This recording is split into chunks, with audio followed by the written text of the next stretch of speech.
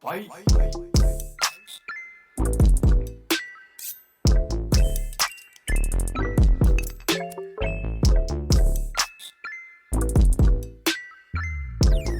Welcome back to the Two Pointers podcast. I'm Trevor Everett. You can ignore the fact that that's his instant reaction. We needed some time after last night and it being kind of late. We're recording this the next night just to kind of simmer on what ends up being almost the most pivotal game every year. Every finals is game 3. And Indiana, of course, went back home with the series tied 1-1 after stealing a game in Oklahoma City. And they won in front of all things considered, incredible crowd from everybody that was there, everybody that was talking about the broadcast. It came through, right? It was a home crowd that really brought the roar, I guess, whatever word you want to use. I don't want to talk about this game just yet. I want to address something. I just want to address the elephant in the room. I don't care if your name is Alex Caruso, Alex Sarr, or Alexander the Great. It does not matter.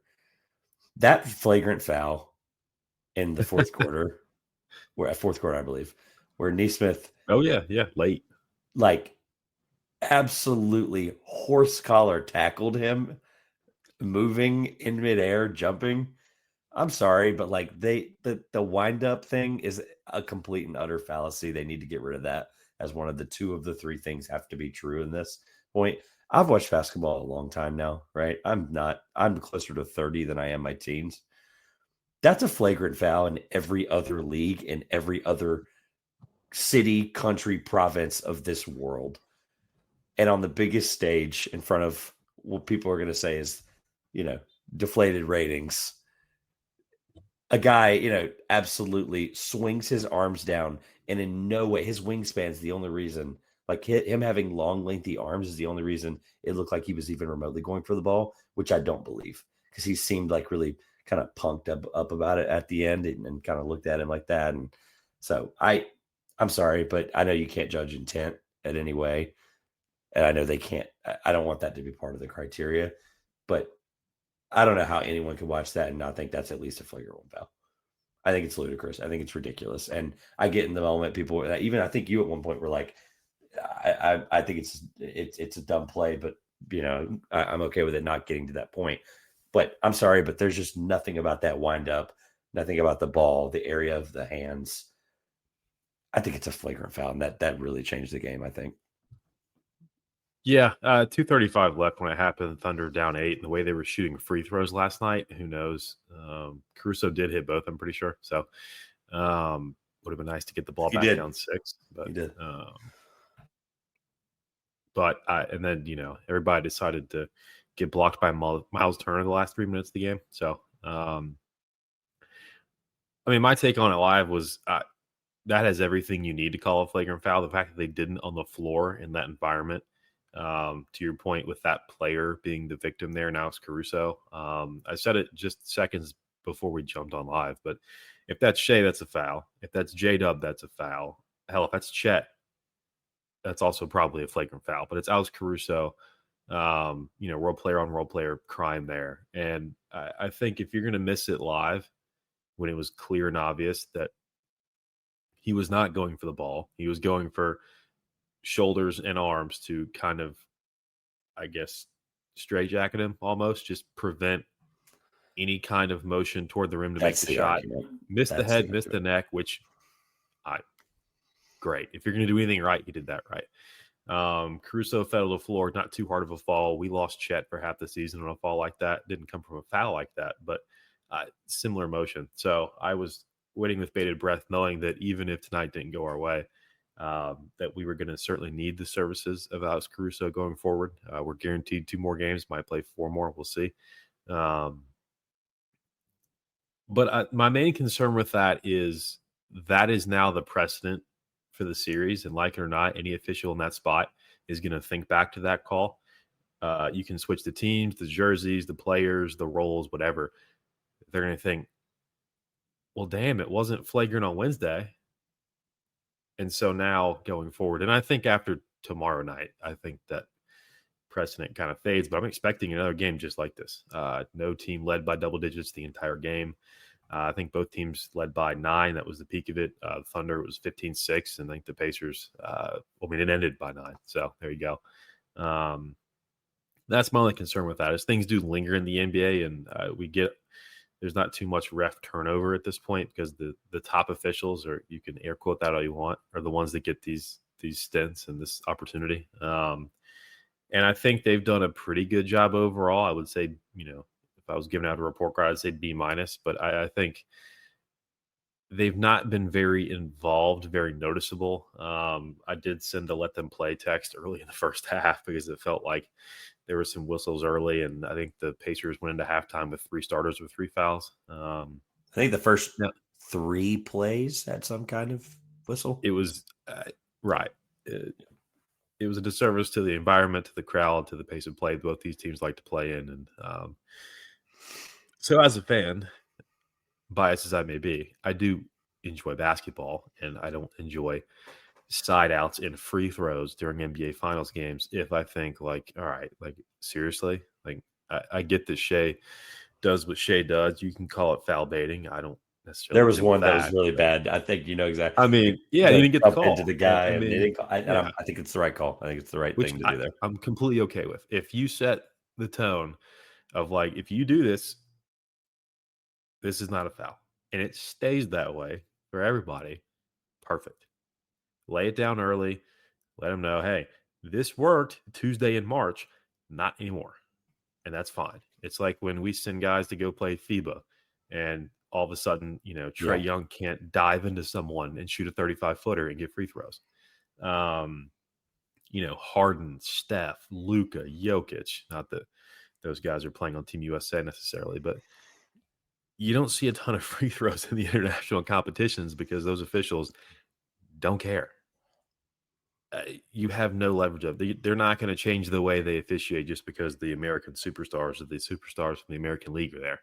And I think to an extent that gets established in the finals as well because these are the most watched NBA games. I don't know what the ratings are. I don't really care, honestly. They're down. Relative to the season, these are the most watched games, and you've got to officiate to the point where the hope is you don't realize they're there. They do what they have to do when they need to, when it's obvious. Now, if the Thunder had been down 2 and this happened, I would have been upset. But a little bit of me just kind of waving the white flag at that point, just seeing the Jalen Shea ISO trading crap that they did at the end of game 1. Jalen played excellent. Chet played largely excellent. Just that the trio, offense, even if it was I've heard people call it if you laid that as your baseline, if you had said that if you had told me before this game that they'd have 70, mm-hmm. I mean, I guess I would have thought at least it was as close as it was, but it's the fact that your floor and your ceiling for an MVP is that much higher than everyone else's, and the fact that he played a C+ game for him. That's kind of the where, okay, all that 70 kind of washes out if down the stretch it was the ISO stuff like you talked about. Right. And that 70 took 53 shots. So that's tough. That's the other issue is I did like the Chet was more aggressive just in general. Absolutely. The issue is I'm noticing now, I don't know what clicked last night, but very and he kind of has this demeanor anyway, but there's a couple times where late in the shot clock, Indiana did a great job of forcing him to have the ball with late in the shot clock for whatever reason. There was a couple of possessions I can recall, and he turns into a giraffe on ice skates. I don't get it. He just forgets what he's doing. I don't understand. Or they put him in a position and he's and understandably he's a 7-footer. He's not expected to know what to do in that situation. No. But when you're driving right constantly and it gives Indiana a chance to steal it, and they did it multiple times in those situations. I do want to call back to the first thing you said in that entire open. And I think it's an interesting question. It's the thing that I actually wanted to get to before it even came up. So it actually works perfectly. You mentioned setting the precedent with that call. I actually think I don't know the answer, and that's why I want to ask. Who benefits from the precedent of game 4 being that way more? Oh, I think Indianapolis. Absolutely. Really? Okay. because I think their physicality has had more of an impact in the series overall. Even though Whether you're it's the better Nemhard, defensive team and have been even in 3 games, I still don't deny the fact that the oh, Thunder have yeah, been the better defensive team without a doubt, but Indiana stepped up and made plays. So sometimes that certainly. But matters. how do you bridge that gap if you're Indiana? You get physical, you toe the line, and you get as much as you can contact wise and, stopping ball, whatever it is, whether it's Nemhard getting into Shea, Which has worked a lot, pressure on by J the way. Dub. Exactly. Pressure on It's J crazy. Dub, forcing him into bad decisions. He had a dribble pickup last night that I was like, that's something I would do playing pickup, which I don't do because I'm horrible at basketball. Um, I don't know who did it all 6 times, but inbounding to TJ McConnell, can we maybe not do that ever again? Zach Lowe's calling this. Um, Apparently, this is a thing. Like Zach Lowe's calling I this heard a that too. TJ McConnell. I'm like, is this real?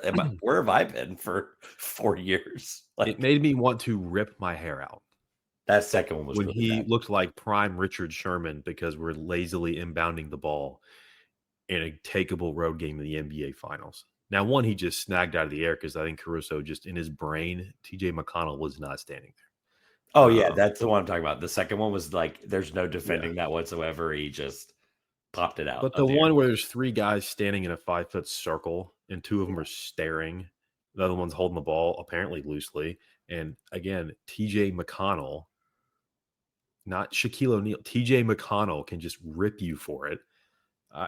They turned a 4-point deficit into a tie game in 3 seconds with that. It was crazy.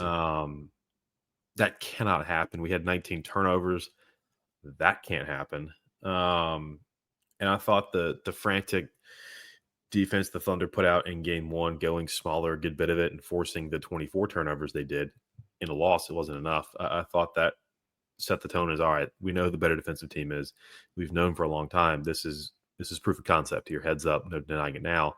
But like I said, if you're Indiana, you've got to close that gap. The only way to do it with this Thunder team that's young and in this stage inexperienced like Indiana is, but you've got to make them physically uncomfortable. And there is a different set of rules with contact. And I think Turner did get called for a moving screen, but unless you're Draymond and they just don't call it on you.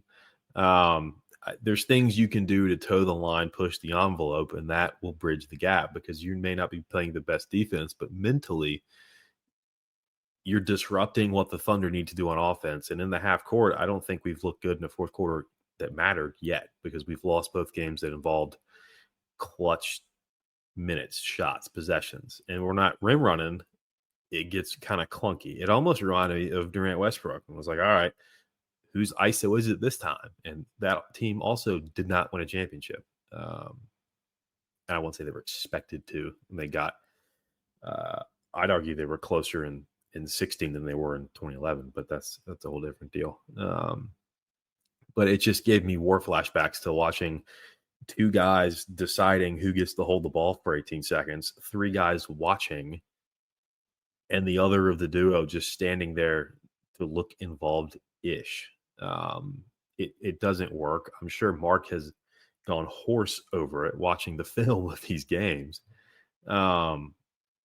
Because it's ultimately going to lose them the best chance they'll ever have at a title. Not to knock on Indy, but the East has served up better squads coming out of the conference in years past, and will continue to probably next year, even with the Tatum injury and a potential Giannis exit and a couple other things that we'll look over in the summer. But I think that, it was at the point I was almost annoyed at the Thunder got the title. Who cares? The East sucks. The Knicks and Pacers have no chance. Hand up. That's on me. Which I get, but it was just like, to me, I was, that's a long 4 wins away from a team that all they've heard for a week is you have no chance, get a home game, enjoy the summer, raise the East banner in October, and call it good. And I don't think the Knicks would have rolled over either. I think the Thunder would be up 3-0 in the Knicks right now. But I think that this Pacers team, that is the best thing they could have heard, was that they have no chance. They don't have the starters. They don't have the bench. They don't have the offense. They don't have the defense. They have nothing. They have a sneaky chance at a home game, and that's it. And they went into OKC in game 1, and they were outplayed for, I would argue, 46 minutes. But that last 2 minutes, as we've seen, that has gotten them here stole them game one, got them home court, and the Thunder had every chance in the world last night to take home court back and didn't do it. So they've yet to lose back-to-back games this playoffs. If they do, the season's effectively over. If they lose tomorrow, I don't think they win game 6. I don't care what happens in game 5. You have to win. You have to win a game in that building. Yes, you have to, by virtue of game 1.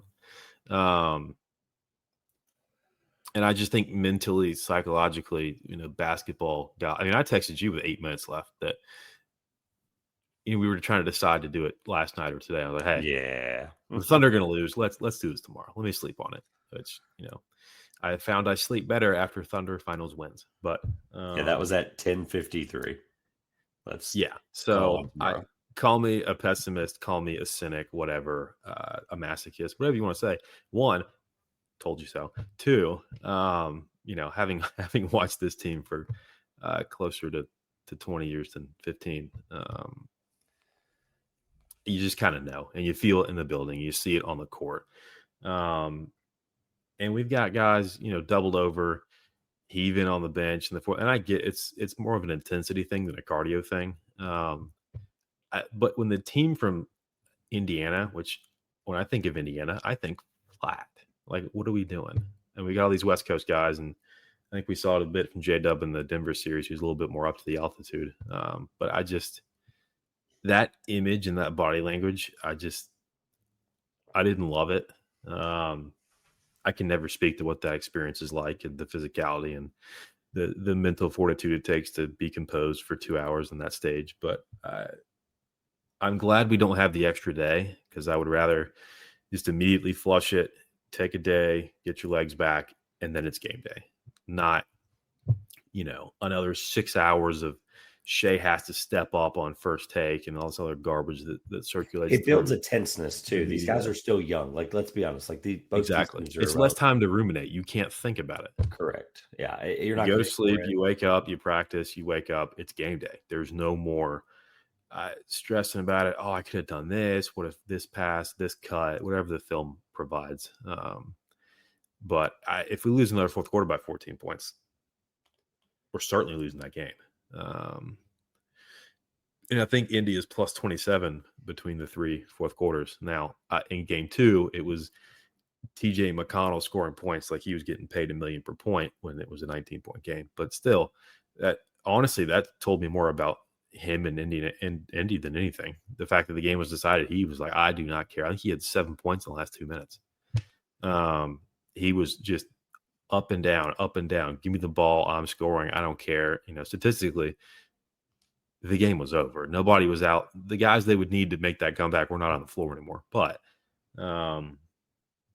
he played it to the final buzzer. So I think that carried over a bit into game 3, because I know Mathurin poured in the points, but I think the impact that McConnell had and King to that crowd, that was excellent. I think he did so much more impacting the game. Obviously, Mathurin, you get 27 from him. 22 minutes.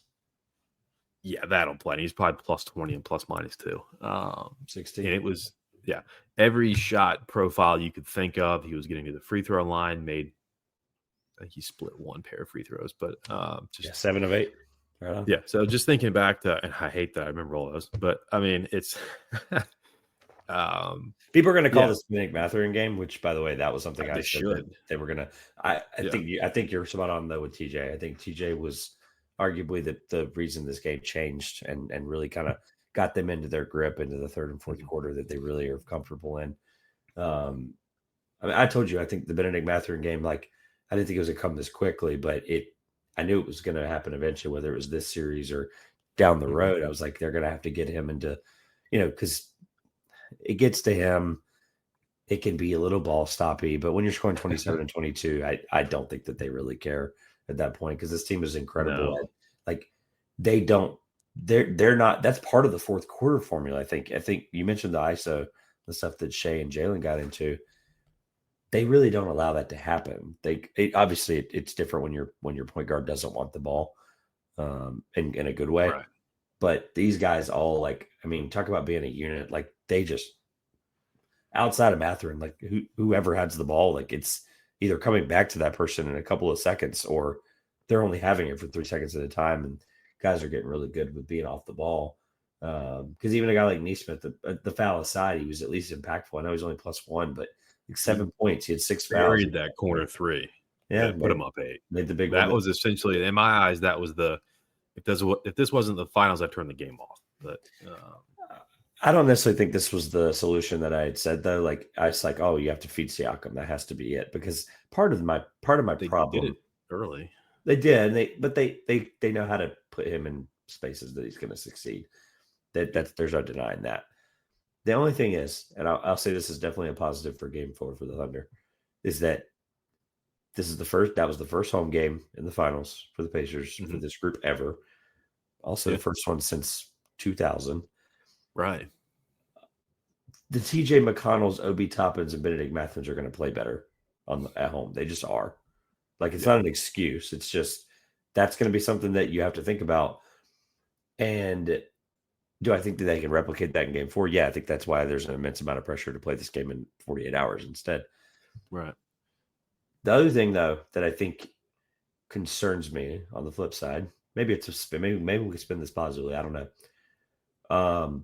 When both teams shoot less than 33s in a game, like that's a game the Thunder have to win. I know that they're a good 3-point shooting team, especially when the Thunder shoot 45% with their limited attempts. But the fact that you have the people that I think would succeed better in a game like that, and you don't capitalize on it, I wonder if that's something that gets in their head in Game 4. Maybe it's something that they can learn from and adjust. It's just concerning because when you do that and you're shooting that less than threes, you think the 2 big lineup would be working, but they've like completely abandoned it. Like it's over. It's done. They've gone away from it. It's gone. Like not coming back, and it's not an advantage at this point. And if you have to trust Mark that that's not coming back, so I wonder if the 3-point variance is something that maybe the Thunder say, okay, we're going to be the team that makes it to 50 attempts first, and maybe that's something. But do you want to rely on that? That's the problem. No. With the way they've shot all playoffs from 3, no. They're the I said this to someone the other day. I think I told you. Maybe we said it live. Yeah, we did. Game 1. They're the 12th best team in the playoffs. And if they're the 8th, I think if they're the 8th best shooting percentage, if you just take their 12th place spot in the playoffs coming into the finals and make it 8th, I think they sweep the Pacers. Like I think it's like done. They sweep the Pacers. They beat Denver in 5. They still beat Minnesota in 5. Their Game 3 was. I don't think the Thunder realized there was a game that day, but ultimately didn't matter. And I think people saw that Minnesota series and thought, okay, well, at worst, I don't think Indy's that much better than Minnesota. So let's turn the oranges into apples and say, all right, well, if the Thunder beat Minnesota like this, even giving up a 40-point loss or what felt like a 100-point loss in Game 3, surely that will play out the exact same way. And that just adds to my point of 8 billion people in the world, and there's about 30 people that thought the Pacers were going to win, and they're all in that locker room. They believe it. Fans, obviously. 100%. They believe it. Yeah, and it's. I was talking about. I think before the Minnesota series is Anthony Edwards is not the best player on the court, but he thinks he is, and that's almost worse for the Thunder. I was going to say worse for who? Is more powerful. That belief is more powerful than reality, because any other team would not have believed they would come back from down 9 with 2:40 left in OKC. Indy did. It's the only reason they came back and won. To be fair, they don't make any of these comebacks if they don't believe in themselves, much less the fact that they are doing it on the biggest stage in Game 1. If they can do that in Game 1 and believe that they can do that, they're playing with house money. Exactly. Yeah. And I mean, I think obviously Game 4 must win. These all feel like must wins. But I mean, at this point, the Pacers have won 2 games, and it's feasible to explain away both of them. But if you can explain away 2, we can probably explain away 4. So I don't think that we're going to get a dominant Pacers wire-to-wire victory like Minnesota picked up, like Denver picked up, one each. I don't think we get that. I just don't. I think that the gap between these two teams just speaks to if the Pacers are going to win games, it's going to take frantic efforts very late, or just a concerted effort to entirely capture the fourth quarter and win that. Because when Jalen hit that 3, I was like, that's the first thing I'm going to talk about with Trevor. And then I watched the first like 90 seconds, 2 minutes of the fourth. And then I texted you. And I was like, that's it. It's over. That was our shot. Not that a 5-point lead with 15 seconds left is a win against this team. But when you give it up that quick and then you flip to playing from behind for extended periods, which they had not done this entire series, it's a different mindset. And I think they almost turtle shelled into, we have 19 seconds. This is Shai's ISO. We have 18 seconds. This is Jalen's ISO. And, they individually on paper played well, combined for 50 points. Great. But they were also 18 of 38 shooting. So, you can look at that a couple different ways. Shai with 6 turnovers, that's inexcusable as an MVP. And that speaks to where the bar is that he has set for himself. 19 as a team is bad. 6 from the best player on the floor is to go with 4 assists too. That's the part. Right. And the 8 rebounds, great. I couldn't tell you when a single one happened. All the contested rebounds went to Toppin and other guys. So it's a problem. And I got the box score pulled up. Chet was 0 for 6 from 3. So if you take him out, the Thunder were 10 of 16, and still lost the game. So I don't know that. I did mention after game 2 that if he would have the opportunity to take more threes and make them, and they win the series, that the bleak Finals MVP case would present itself. But yeah, I think that door has been slammed shut. So I don't know. It's far-fetched to think that Alex Caruso might be the second best chance now. That's the craziest. I don't know. Not after last night. He played 32 minutes. I actually want to talk about that. So I have like somewhat of a thought process prepared for this, but like things are just going to come to you after 20. I think 24 hours of dissolving this actually helped a lot. I don't know how to say this, right? I don't want to sound as unbiased as humanly possible, right? I think the Thunder are the better team, and I think you replay this series 9 times more, and I think they win 8 of them. I'm pretty concerned in a couple of areas that I haven't even addressed yet. On top of the other ones, when you get this deep in the playoffs, your rotations shrink. Your rotation already has shrunk after game after game 2. Your rotation shrunk. You played 7 guys basically. Yeah, Wiggins was 10 minutes, but yeah, I'm not. Every time they put him on the floor, Indiana seemed like they got up excited about that. So there's nothing against him. It's not good last night. But Indiana played 9 guys legit deep. And obviously, as we know, the second most minutes of those guys had 27. So the part I'm concerned about is, as much as I love Mark Daigneault, Rick Carlisle knows what he's doing.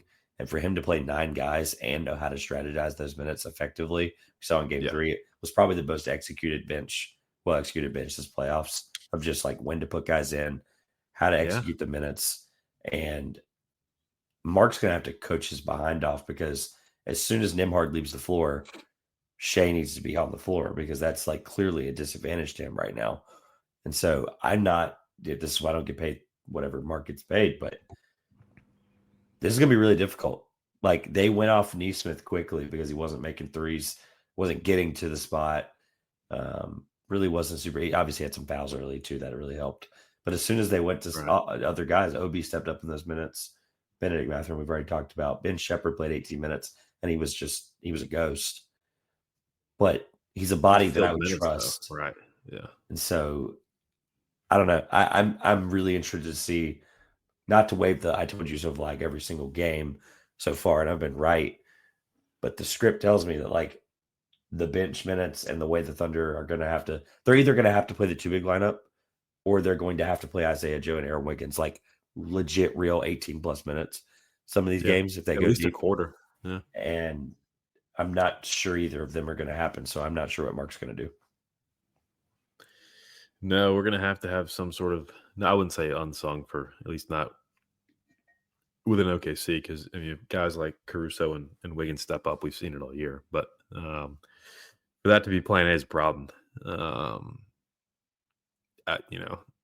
especially if, like you said, 70 from the big three is not enough, and we're turning the ball over 19 times. Some of those passes last night, not even just the inbound stuff, but I would not have told you the Thunder were playing basketball. That is just some of the, I'll say, NBA lazy passes, like, and some of the, fast breaks, you're moving quick, you're going to screw things up. That's fine. The Pacers did it a couple times too. That kind of washed out. But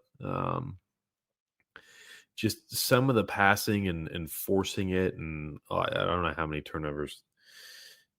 Okay, 4 for Jalen. I mean, that I would have said was more than that, but I, at least 4. I don't know if I could really explain to you what went through his head of like, this is the productive outcome of this ball leaving my hand, because the turnovers he had were awful.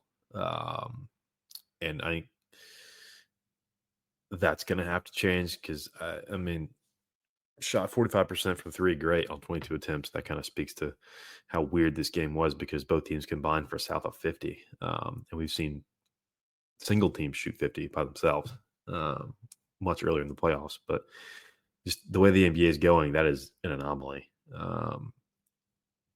And the way they've been shooting all playoffs, I think that's an advantage for Indy. They didn't shoot well at all from 3, and they won the game, protected home court, unlike OKC, and here they are with the definition of a gravy game at home, game 4. Nothing to lose, a vice grip on the championship to gain, and I don't think that I never expected the Thunder to be in this position. I figured maybe at worst case, you go up 2-0, you come back 2-2, and then you're still playing 2 in Oklahoma City. And that was like, the nuclear option. But they've got to win to see daylight, essentially.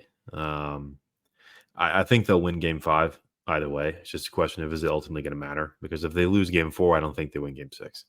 And I really can't quantify that with any kind of data or statistics or anything else. But like you said, we've been watching the game for a long time. We've watched plenty of playoffs and plenty of finals, and series have a certain dynamic at any stage in the playoffs where you can kind of just tell.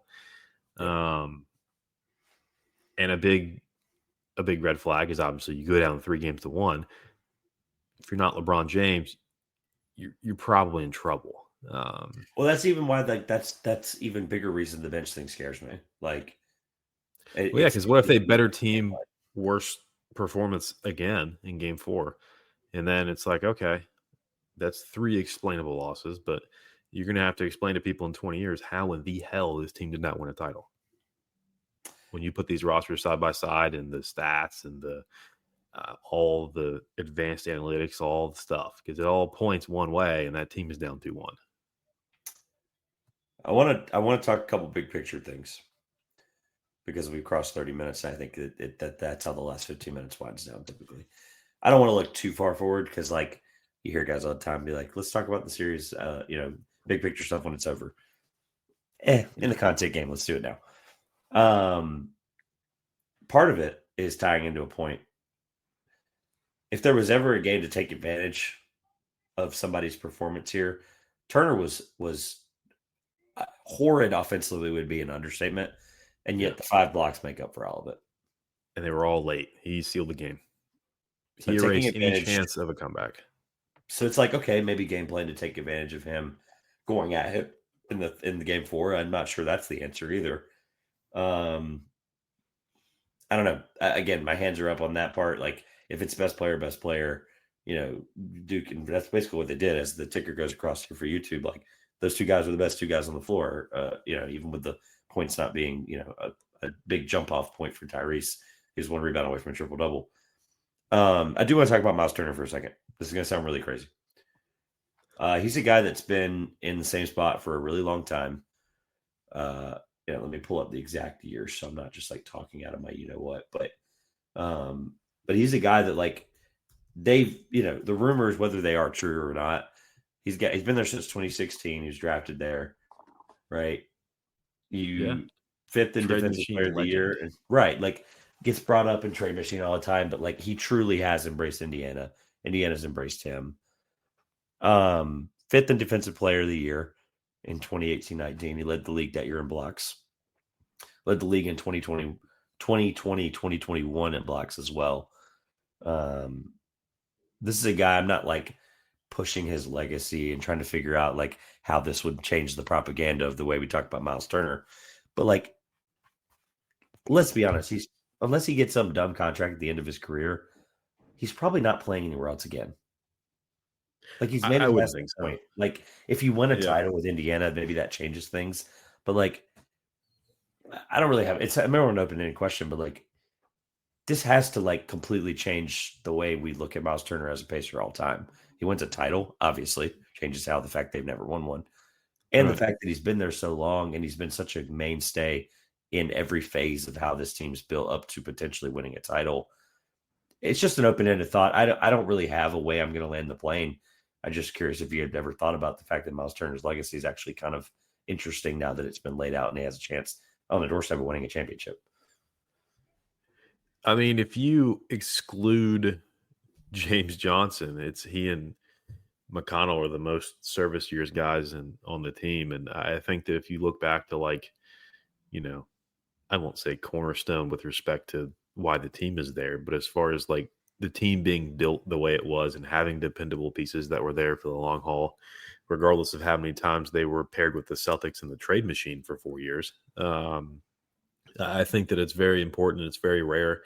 We saw Durant get to the doorstep, turned away twice, ultimately left for championships that no one respects. And so I think it's just so incredibly rare, and increasingly so as time goes on, for guys to stick it out and to, on both sides of the equation, the guy wanting to stay in town and the team having the wherewithal and the capability to keep him there. I think it would be an excellent piece for the NBA to harp on, be like, hey, look, this guy put a decade in, head down, worked hard. What better city to do that in? And he came out as a champion. And a franchise did not reach that point. And I don't know that they'd be here without him. They don't need the points, but they need the blocks. They absolutely do, especially with the matchup of OKC where Shea lives in the paint. And we had, to a point, a too big lineup that was devastating. And they've kind of neutralized that. And Shea's not been himself 2 of the 3 games. So I think that if you're looking at, and he's not going to win Finals MVP or anything, but as far as like biggest reasons why the Pacers are here and why they're halfway to a title, I think he's a lot higher on that list than you would probably think. I mean, he's played And almost 700 games in his career. Like the end of next season would be over yeah, 700 games in his career. One franchise, 14 points a game, 6.5 rebounds a game, 50, almost 50, 37, 77 splits from his career for the same franchise, 2-time block champion. Like, again, I know it's not like the resume thing, but it's the fact that like a guy like that doesn't win a championship for a team that long into his tenure anymore. I just wonder no, if it's there's pretty like a bigger rare. picture. Hey, like this is a guy that's like we may remember him a lot more fondly because of this championship, potentially. 100%. I mean, he's a statue candidate.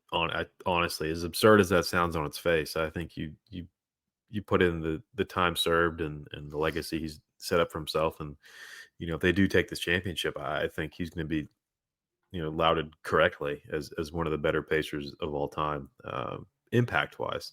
Not necessarily statistically. And I'd be interested to see either way. I was already thinking about it coming into this even conference finals, because I didn't realize he was a free agent Yeah. in 2 weeks. So I don't know how that's going to go.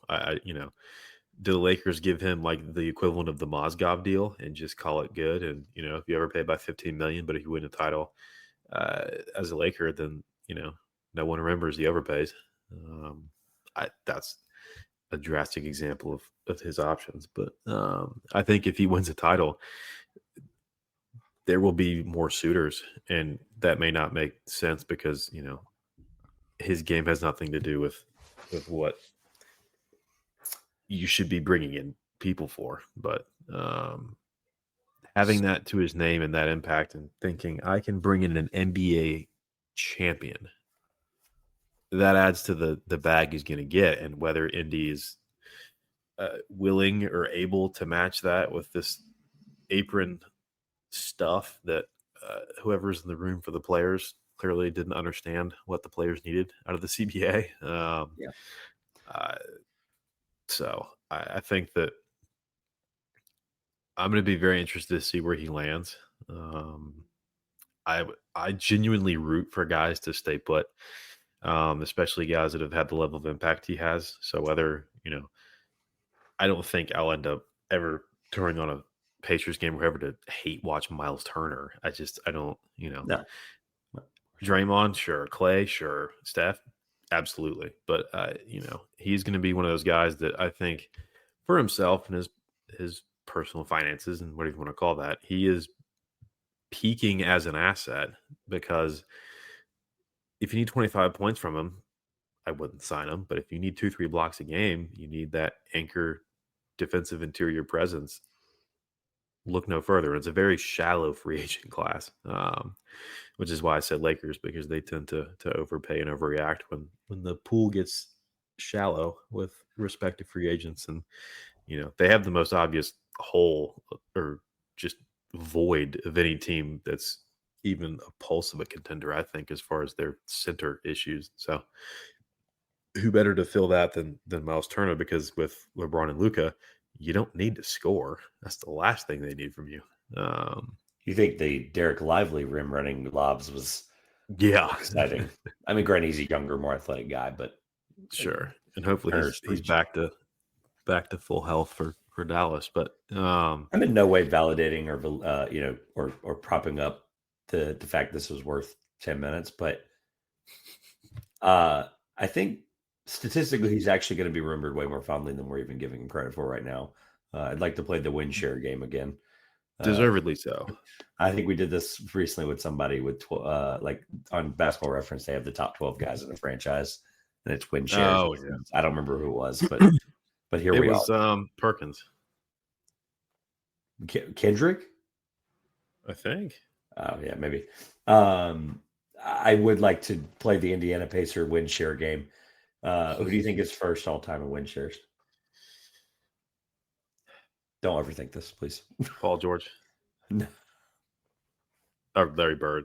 You said don't overthink it, so I thought modern immediately. All time Pacer?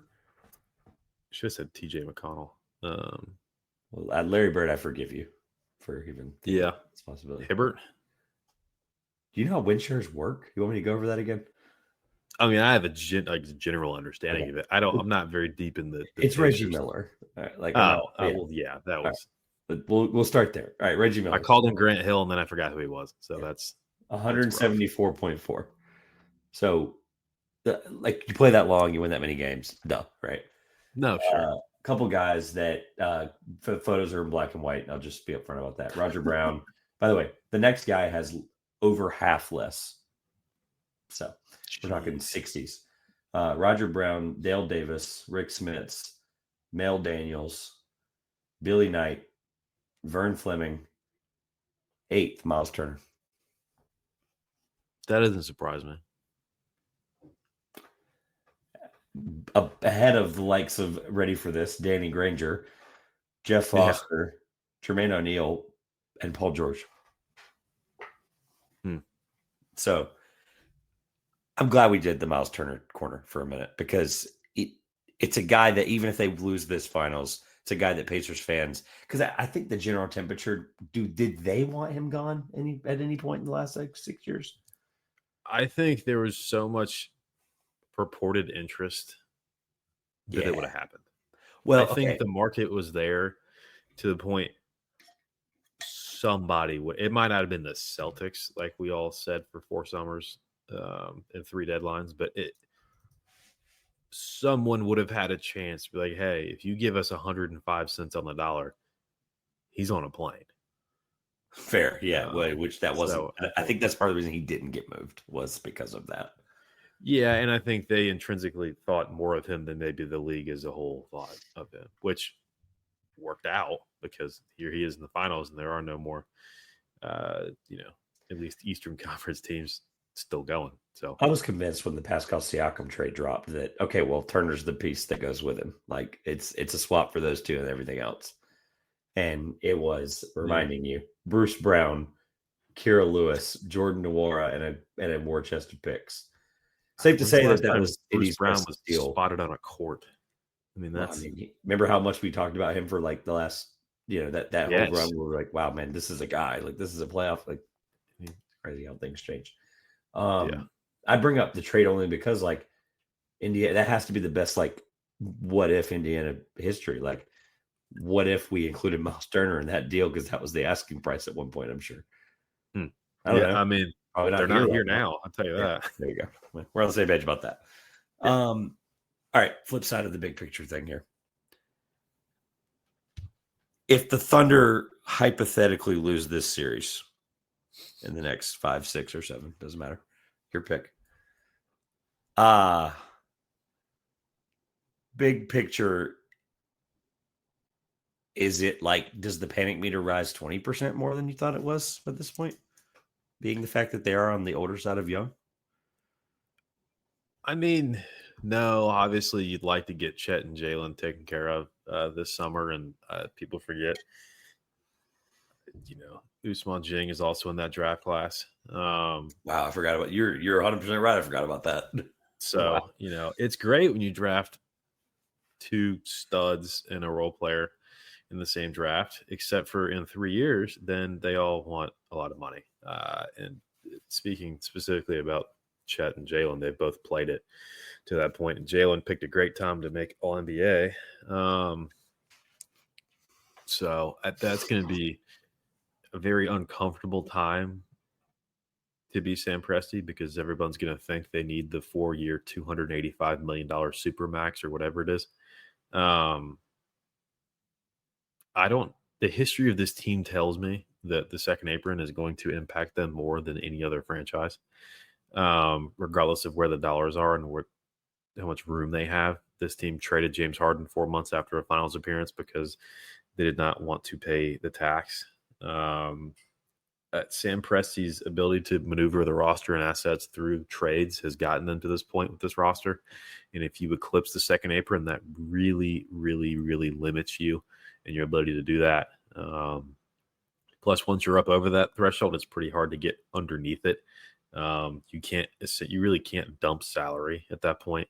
It's very hard to maneuver back down, and then you got to start talking repeater tax and other scary terms that we haven't really seen come to term yet, as new as this is. It's why the Celtics are going to trade somebody beloved to that franchise this summer, new ownership or not. I think Porzingis, Drew Holiday, potentially Derek White, one or two of those three is not going to be with the Celtics opening night in any capacity. So I would say 30%, because, like I said earlier, this is the best chance they had to win a title relative to their opponent. Not that Indiana's not worthy. Clearly, we've established that through 3 games, unfortunately. It's about the West you this have to is get through in the next 5 years. correct. Victor Wembanyama is going to be playing next year. With a running shaved head, and apparently, like, is trained to be a monk. He's a monk now. I don't know.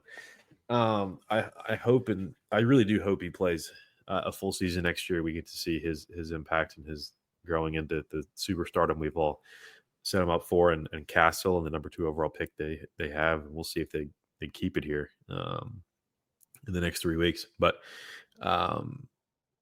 this is their best chance to win a title. This Pacers team would be by far the most improbable team to ever win a title, which speaks not to their lack of quality as a team, but they are not supposed to be here. And there will not be a team labeled that in the finals again for history tells us 10 to 15 years, probably. At least. Dallas, 2011, was that the last one? Probably. I mean, I think, didn't Memphis go up on the Warriors in 15 in the Western Conference Finals? 2-1, 3. But to be here, I mean, like, no, yeah, absolutely. Yeah. To actually be here, then before that, maybe Detroit, but then, like, they won. So I don't. Yeah. So we're talking, once a decade at best here. So as far as getting through the West, I won't say as easily as they did. They played 9 games in 2 series and went 7 one time. If you get through the West in 16 games, that's pretty good. That's not likely to happen again, just with how spread out the talent is, because and God forbid Giannis ends up out West. I would hope the soul of David Stern would rise up and prevent that from happening. But I Still can't believe Chris Paul thing to it this day. So that's something that's going to keep Thunder fans in front office up at night. So just getting through the West in the fashion they did, got taken to Game 7 by the best player in the world. Happens. I think you're right about the apron, though. Like, I think that really constricts the window. I think it takes the window and it shrinks it very quickly. It has closed the window for teams that have no idea it's already closed. That's the problem. It's like, I want to give the benefit of the doubt of, like, again, Indy, I understand, older, more experienced. Pascal Siakam's already won it. Miles Turner, we just established 10, 11-year guy. Even Halliburton's now been in the league quite a while, moved around to a couple teams. Like, they all have stories of, like, prototypical championship stories where it's like, okay, here's this team that did it a couple times, but this is their first time here for both teams. So I throw that argument out the window.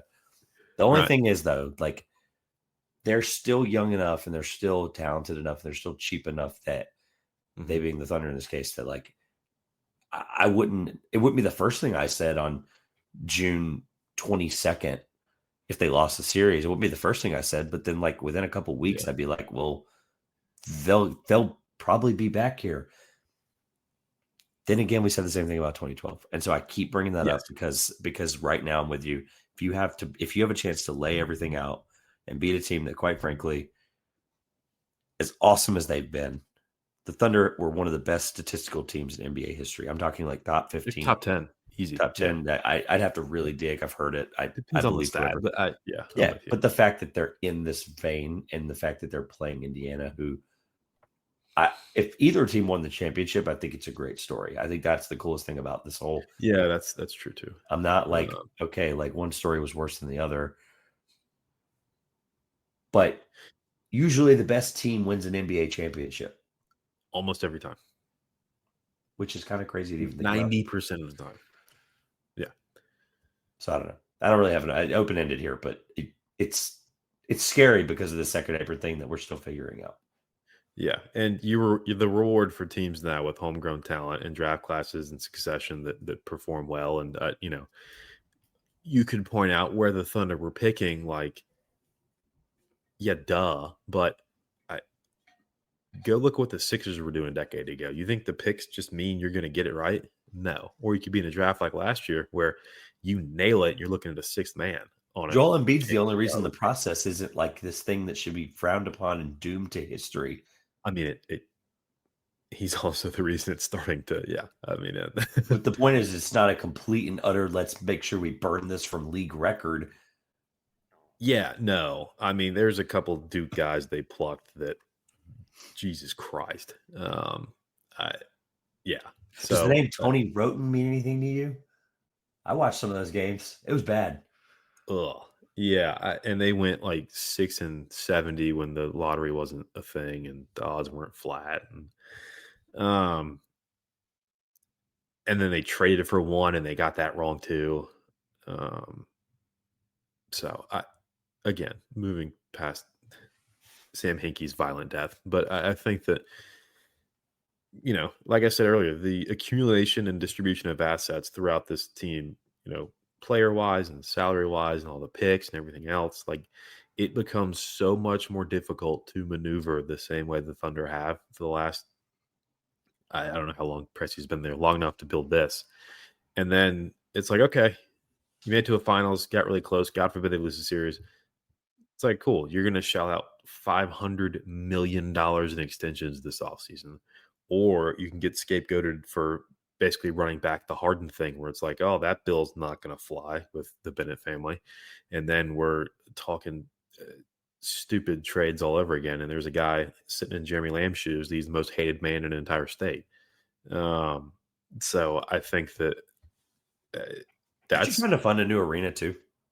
Isn't that like a thing right now? Isn't there like a tax on the arena right now? I think they just demolished the old one today, which is ominous. But I think that, so I think the reality hitting hard of this window is not a 5-6 year, like, win 3 or 4 right off into the sunset with Shea, Chet, Dort, J-Dub, etc., being 35 years old in Thunder jerseys. I mean, the cap at that point will be $4 billion. But I think that just the timing of the extensions and where we are with restriction that, if you pay people, you get penalized, whether you Ishbia them in or you draft them in, or you, like Boston, bringing in Drew and bringing in Derek White, where they were already pretty much developed, but they've thrived in their roles with that team. And now one of them is going to have to get voted off like Survivor because they are not going to pay that bill. And so I'm going to be watching very carefully what Boston does this summer, because I don't think the Thunder are very far away from a situation like that. And I don't think there's anything to stop it, which is why, to your point, you laid out right now, you win right now. If people look back and say, hey, you won a title, it was the Pacers. Like, I will sleep soundly for the rest of my life if the rebuttal to a Thunder championship is like, yeah, but it was Halliburton. Yeah, it was the Pacers. That's the Fine. thing. Go The back and watch those the games. goalposts will move historically. Like, that's Exactly. And that always happens to gonna all be the a great thing. teams. We did it with Boston a year ago. Yep. And they were dominant just the same. So Yes. Yeah. All right. We got 5 minutes ish out of here. I brought this up and I kind of want to do it now. We have nothing else to talk about for this game. So game 4 will be interesting. I mentioned some of the bench stuff. Carlisle's going to coach his behind off, and Mark's going to have to be better. And it's crazy to even think that's a real statement. I kind of want to play did the best team win the championship game? Not like, we're not plucking apart all 16 teams every year. Let's not do that. Let's just do the 2 teams that played in the finals. Okay. You can use your memory if you'd like. If not, I'm using the basketball reference page, NBA, ABA champions. Last year, the better team won. Let's move on. Yes. 2023, Denver beat Miami. We've done 3 years of these now, and we've done 10 pods combined already. So I'll never ask for a longer series again. Ever. Yeah, right. I mean, we did 10 combined last 2 years. Let's call those series what they were. I would like to have so 22 Golden State beat Boston. The better team did not win that championship. Do you really believe that, bias aside? I believed it then. I believe it now. All right, let's do this now. But let me click, because I think we're gonna after basically this decade, these last 10 years, we start this. There's we're gonna be done after that. So Boston, let's just go over this. Boston was 51-31. That was the Ime Udoka. That was basically the flip script on January 2nd. Like I brought that record up every time. Like, and I did pods with you, Josh, whoever back then. And every single month I would go, hey, you realize the Boston Celtics have won 18 games and they've lost 2? Like, I would just literally bring up this stat every time, and it just kept getting better, And so, all right, they were first, they were 7th in offensive rating. They were 2nd in defensive rating. Holy cow. They were 2nd in net rating. That was Jaylen Brown, Sam Hauser, Al Horford. I'm trying to sort by guys that have actually played minutes. It's hard to do that on here when you're looking at the full team. Jason Tatum, Jaylen Brown, Marcus Smart, Robert Williams, Dennis Schroeder, Al Horford. Derek White was the 7th best scorer on that team. Wow. Josh Richardson, Grant Williams, Daniel Tice. That's pretty much it. Yeah. And I mean, look at that team now 3 years later. But that year, were they the better team than the Warriors? Probably. I think they were. They had the defensive player of the year. They had an all-star, all-NBA first team guy, all defensive first team guy, all defensive second team guy. Jaylen Brown didn't get any vote for anything that season. It's interesting. Not a single vote for any award. I love looking back on NBA history. This is the part I love about this. All right. I think I would lean with you on that one. Because that series at least went to 6. It basically took a Curry, like, we're playing a video game 20 years from now, and that Curry game is like a scene. There was that one, I don't know which game it was, but there was a game late, and I was watching it with the biggest Celtics fan I know. And just watching, it was as painful for him as game 1 was for any Thunder fan. It's just like, you could feel it, but like, man, how did that one get away? It was game 4, I believe, in TD. It was 3 or 4. It was. So that's how that ended up going how it did. That series specifically, like, I mean, it did a lot for different legacies on the winning side. So I think that's. Oh, are you kidding me? Yeah. Milwaukee, Phoenix. This is actually the one I thought we'd talk about longer.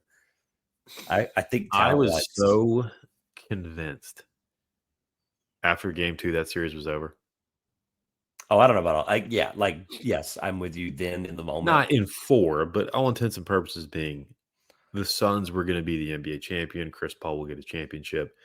Devin they were the better Booker team. I don't think it's a validated. debate. I think they were too. I It's think crazy. the individual greatness of Giannis, similar to Steph Curry, pushed them across the finish line. I think Chris Middleton had like a 40-point game or something absurd like that. I think it was the clincher, second, either the clincher or game 5. Yeah. Maybe it was 50. I don't know. There was a couple like just statistically crazy individual performances in that series, and a lot of them went Milwaukee's way. But I would say that the Suns were the better team. So we argued the fact that Norway the better team wins, and we are 50-50 right now. We are split down the middle of the last 4 seasons. As long as we don't add to it this year, I will be wrong. But it's real parity. That's the thing. It's real parity. Each of these years was individually unique. This changes very quickly. I really believe that 2020 Lakers team might have been one of the more talented teams in the last 10 years to win a championship. If you really look at how deep, like Dwight Howard, some of that stuff. I think we remember it obviously in a weird manner because of Mickey Mouse and because of the fact that stuff. We all were. I know. We've never joked about it because it is what it is. Call it what it is. But they won in a really weird and almost arguably harder environment, depending on who you ask. I would argue harder. Yes, I would. All right. We're in agreement there. They were miles better than Miami, even though Miami took them to 6, which is crazy. That was the surprise of the series, is that we had a game today. Yeah, and then Jimmy Butler just like absolutely hit a wall, which you could tell. 2019 Toronto Golden State. I think I changed my opinion on this the further and further we get away. I think Toronto was better because I think they were built to win a championship. They were deep. Yes, they had guys like Fred VanVleet who won them the series. Like it's weird to think that. I'm just going to click on their Warriors page here. It's weird to think that let me try to get down to the scores again. Durant, Clay, Steph, Draymond, and then DeMarcus Cousins, Iggy. At that point, old Iggy, 35 Iggy. Funny to bring up DeMarcus Cousins after what happened this week. 22-year-old Kevon Looney. This team was terrible outside of those 4 guys. That was the thing, is they were only as deep as the 4. Right. They struggled to put a 6th or 7th guy in the game that was ready for that stage and ready to play at that level. OG Anunoby was the 8th leading scorer on this team. See, I forget he started there all the time. I know he got traded in like 23. I know it's not all about scoring, but like the 8th guy, kind of a dope team if you ask me. Jeremy Lin was the 9th best scorer on that team. Just kidding. He's right out of order. I don't know why. Well, OG Anunoby is actually the 10th scorer on this team if you do it by that standard. The fact that Jeremy Lin was even popping up on this list is crazy. I forgot he was on that team. He's got a ring, so shout out to him for that. Too. All right, we'll keep going. These are going to get gross because it's the same 4 teams for 8 years. Golden State 2018, they were the better team. That's arguably one of the best teams ever. 2017, they were the best team. Yeah, they swept. That was the sweep year. Yes. No, 2018 was the sweep year. Shout out J.R. Smith. 2016 did I don't know. I feel like Golden State was the best team for 4 straight years, if I'm being honest. They were the best team. They won 3 of the 4. I think if you look back, and this is not me saying this, I think people will tell you of the conference finalists of that season, the Thunder were the best team in the NBA. But we're doing the exercise of the 2 teams that are playing.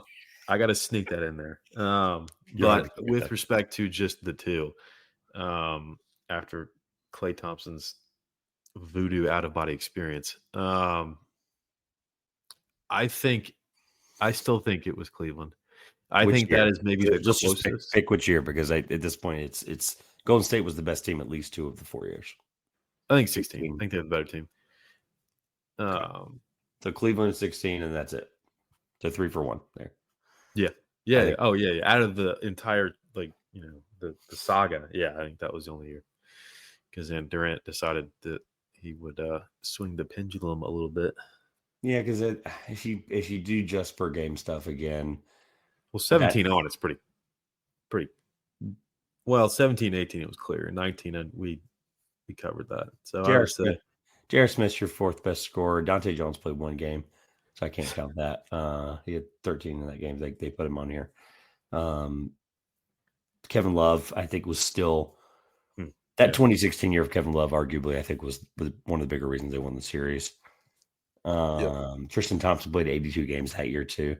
And he just was consistent, and he was really good big. It was definitely an older, weirder, deeper bench than we realized looking back. Like Mo Williams was still on that team, which is insane. They had some just absolute names. Mo Williams, Tristan Thompson, Channing Frye, Dellavedova, and Mozgov were the guys off the bench. That doesn't even count Shumpert Jefferson, who played some really big minutes in the finals. Jordan McRae, by the way, who I believe is a multiple-time NBA champion at this point.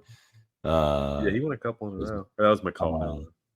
But either way, like that, I may be with you on that one because 2016 Golden State was, people think of it like this. It was the Draymond kick. It was the fact that they were super, like we thought of them so in 2015, we felt like they were ahead. Right. It'd be kind of like if the Thunder won this year and we were just like, oh my God. And then they went on to win 2 more in the last 4 years. But like we looked at Golden State like this infant team in 2015 and they won and they felt ahead of the curve and they beat Cleveland and they beat LeBron on the biggest stage. And like, that was the argument. And then the next year, Cleveland winning. So I'm with you. Yeah. I think 3 out of 4 there is probably right. I think that whole stretch is right. 2014 is actually one of the most interesting ones left. San Antonio beats Miami. Yeah. That is obviously the end of the LeBron, Wade, Bosh era. Yeah. But those guys were, let's just call it what it is, knowing what we know now is out the window.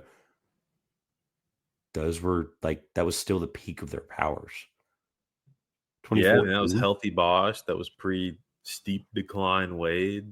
It was declining Wade. Like he was declining. Right, but it wasn't to the point where he was a cavalier afterthought. Were they better than Tony Parker, Tim Duncan, Kawhi Leonard, who ultimately won Finals MVP? Manu Ginobili, Marco Bellinelli, Patty Mills, Danny Green, Boris Diaw, Thiago Splitter. I don't think they were. So we still think Spurs are a better team. Okay. Yeah. 2013, Miami won. I think that's right. 2012. That was probably the net. LeBron was one of the best individual seasons in NBA history. Like just straight up. LeBron would have won the title against the Western Conference All-Stars. Yeah. In 5. We agree with Dallas in 2011. Like that was not. No. That was not supposed to happen. 2010 LA was better than 2010 Boston. I will argue that till the day I die. That was by that point a corpse of Boston. That series was really good. Went 7. It was really one of the first ones I truly, truly remember every moment of. Because I was still pretty young. Watching it. I was still pretty young, like in those days when Shaq and Kobe were breaking up. Last couple here. LA was better than Orlando, obviously. They swept. Yeah, we can skip that. Or 5 either way. Boston better than LA in 2008. That Boston team was disgusting. That Boston team was insane. It's just crazy to think that when you juxtapose them with 2010, just how quickly it flipped. Flipped. But I think I think it is a split, and I think Boston gets the nod in 08, and the Lakers, as we established, get it in 2010. And these were not young teams at this point, but let's just go through this Boston team for a second. Let's just do a memory lane. The best defensive team by a large margin, 98.9 defensive rating. They were first in net rating despite being the 10th offensive rating. That shows you how good their defense. That's how good that defense was. Yeah. Just the thought process of the top 5 guys I'm about to name all received a vote of some kind. Granted, Rondo's was 16th defensive player of the year, but neither here nor there. But you had 3rd in MVP, Kevin Garnett. You had defensive player of the year, Kevin Garnett. All-star Kevin Garnett for all NBA first team, all defensive first team. You had all-star Ray Allen. You had all-star Paul Pierce, all NBA third team Paul Pierce. You had Rajon Rondo. You had James Posey, Kendrick Perkins, Eddie House, Tony Allen, Sam Cassell, Leon Poe, Glenn Davis. 11 guys legit deep. And BJ Brown had a big moment in that playoffs, if I remember right as well. Yeah. And again, that's 12 guys, by the way. Yeah. That's almost, they couldn't have had more people. I have a fond memory of all of them, despite them being the enemy team in this situation. So that tells you something. Yeah. The fact that 2008 is that memorable It's a reason that No, Bill Simmons and all absolutely. these guys prop that championship up like it's this holy thou thing. It was a Well, legit amazing championship team. for 15 years they had to. But Fair. yeah. Last couple: San Antonio, Cleveland. That's no debate whatsoever. No. Miami, Dallas, in 2006. Let's look at that Dallas team. What's that Dallas team? What we thought we were, or they were. Dirk, Jason Yeah. Terry, Yeah. Josh Howard, Jerry Stackhouse, Marquise Daniels. No, there's no way that Miami team was better. They're better. I would struggle to line those two teams up and find myself leaning Miami, to be honest. It set the stage for Miami being the best team in the league for most of half a decade, but so you're make sure I understand you. You're solidly saying it was that Dwayne Wade Shaq team, like no, I'm saying it was Dallas then, but then if you look at interesting. Wade establishing himself and being someone LeBron could go team up with, I think that set up the championships to follow. I don't know. Okay, so this is maybe a good one to talk about. Dwayne Wade, Shaq, Jason Williams, Antoine Walker, Udonis Haslem. Again, remember, I'm always reading points per game down. Just easier to filter that one. Yeah, I mean, that's Haslem, Alonzo Mourning, Gary Payton. This was 37-year-old back into the door. not the glove. Yeah. I should probably just read minutes. That probably makes way more sense because then you get real rotation stuff. Dwayne Wade, Jason Williams, Udonis Haslem, Shaq, James Posey, who we talked about becoming a championship guy 2 years later, Gary Payton, Antoine Walker, Derek Anderson, Alonzo Mourning, and Shannon Anderson. That's the top 10. Dallas, let me do that one more time, and then we'll get out of here. That was, by the way, Don Nelson coached Mavericks. Oh my goodness, that might matter. That might matter in this case because that's late Pat Riley at that point. I mean, granted, any Pat Riley is better than no Pat Riley. Probably. Dirk, Jason Terry, Josh Howard, Marquise Daniels, Jerry Stackhouse, Doug Christie, Adrian Griffin. There's a name. Eric Dampier, Devin Harris, and Keith Van Horn. I have to go Miami. I don't know. Maybe it's like older. Maybe it's the fun memory of Jason Williams and Gary Payton and Alonzo Mourning being all these old guys that got it done and won a championship and were good players. But right, it validated their careers they had established well before that, and that missing piece of the title.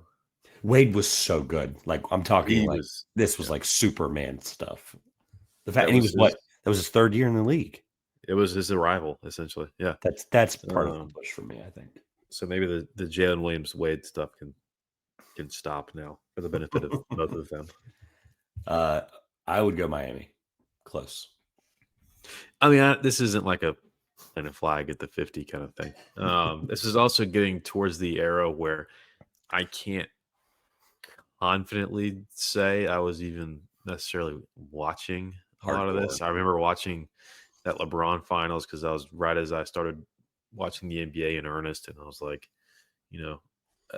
LeBron and again a couple of years had made it, and I was so confident that they were going to beat the Spurs, and I learned very quickly that you can have LeBron, but you got to have somebody else because they got destroyed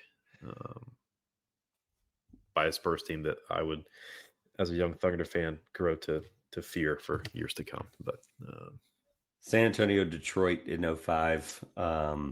That was second year Detroit after winning the year before. That was San Antonio. That was Tim. That was also one of their best series they ever played, I believe. If I remember, I think they won in 4 or 5.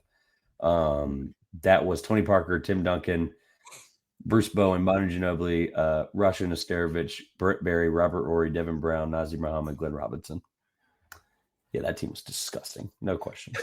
All right, last one. I swear. Was Detroit actually better than LA in 2004?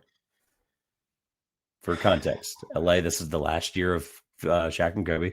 This is Phil Jackson, 56 and 26. This is Mitch Kupchak as the executive. That's quite the pull and throwback there for you. That is in minutes per game order. Kobe Bryant, Shaq, Gary Payton, 35 years old, 40-year-old Karl Malone, 26-year-old Devin George, Rick Fox, Derek Fisher, Stanislav Medvenko, Horace Grant, Kareem Rush, Byron Russell, Jamal Sampson, Brian Cook. Luke Walton played 10 minutes a game that year. Ime Udoka played 7 minutes a game that year. For a reminder for the young folk out there, because that Pistons year, I wish I was old enough to remember. That was Larry Brown. Talk about an elite coaching matchup, by the way. Larry Brown, that was executive Joe Dumars. I'm just reading the page in front of me. I already have my answer made up, by the way. I'm curious where you go. I'm not going to say a word. Ben Wallace averaged the most minutes per game on that team, which is crazy. I guess you could play him all the time back then because no one cared about fouling and free throws back then. Ben Wallace, Richard Hamilton, Chauncey Billups, Tayshaun Prince, Rasheed Wallace. I must have said Rasheed Wallace twice. Ben Wallace and then Rasheed at the 5th most minutes. Mehmet Okur, Lindsey Hunter, Corliss Williamson, Mike James, Chucky Atkins, Eldon Campbell. Darvin Ham was also on that team. A lot of former coaches. It's wild to think about. As Kidd and at some point Nash and Hubert Davis was also on this team. Was he really? Yeah, 33-year-old Hubert Davis. That's the most random thing I'm going to say this show. I think nostalgia factor. I've got to go to Detroit. I know they didn't actually necessarily repeat from 04, but after reading the retirement home that I read a moment ago, Detroit was better by a mile. There's no shot they should have won the championship. Like in the moment, it was like a surprise because of the media, but come on. Detroit was so much better. It's unreal. All right, we've been here a long time. Let's get wrapped up here.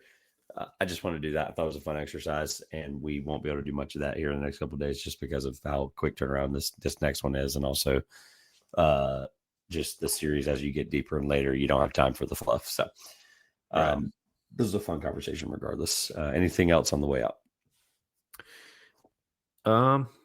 No, I hope we get 6 games, and I hope my pre-series prediction is proved right, but that is all for naught if I'm not on here for a second post-Thunder victory reaction.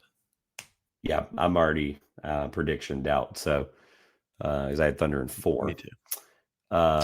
So we won't be doing that. It's 2-1, and that's obviously not possible now.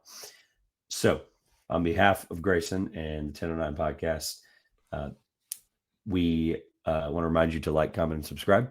Link at the top of the description for support to all of Grayson's socials, as well as the 2 Pointers podcast stuff as well. Like, comment, subscribe.